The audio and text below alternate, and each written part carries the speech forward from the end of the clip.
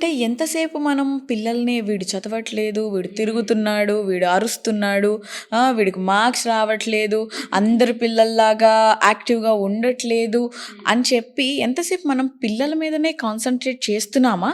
అసలు పేరెంట్స్ ఏం చేస్తున్నారు? పేరెంట్స్ పాత్ర కూడా ఉంటుంది కొంత. Definitely child doesn't exist in a bubble. చిన్న పిల్లలు ఒకలే ఉంటున్నారా? వాళ్ళ చుట్టుపక్కల అన్ని జరుగుతున్నాయి కదా. ఇప్పుడు వాళ్ళు ఒకలే ఉండేసి వాళ్ళ లైఫ్ ఇలానే నడుస్తూ ఉందనుకోండి, అప్పుడు you can say something is wrong with the child. Parents ఉంటారు, స్కూల్ ఉంటుంది, ఫ్రెండ్స్ ఉంటారు, ఇంటర్నెట్ ఉంది, చాట్ జీపీటీ ఉంది, చాట్ జీపీటీ యూజ్ చేసుకొని హోంవర్క్స్ చేసుకుంటున్నారు. సో ఇన్ని ఉన్నప్పుడు ఈ ఎన్వైరన్మెంట్ అంతా చైల్డ్ని ఎట్లా ఇన్ఫ్లుయెన్స్ చేస్తుంది? ఒక పక్క నుంచి ఇన్స్టాగ్రామ్లో, యూట్యూబ్లో ఈజీగా డబ్బులు సంపాదించే థింగ్స్ చెప్తూనే ఉంటారు.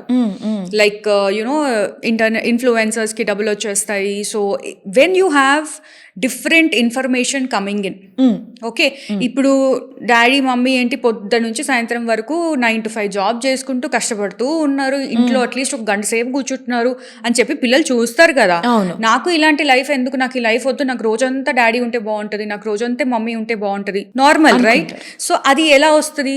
When you are really rich, డబ్బులు ఉన్నప్పుడు వస్తుంది. సో డబ్బులు సంపాదించడానికి ఏం చేయాలి అన్నది చాట్ జీపీటీని అడగొచ్చు కదా. They have access. సో ఇన్ని రకాలుగా వాళ్ళకి ఆలోచన, యాక్సెస్ ఉన్నప్పుడు పేరెంట్స్ షుడ్ అండర్స్టాండ్, వాళ్ళు అర్థం చేసుకోవాలి.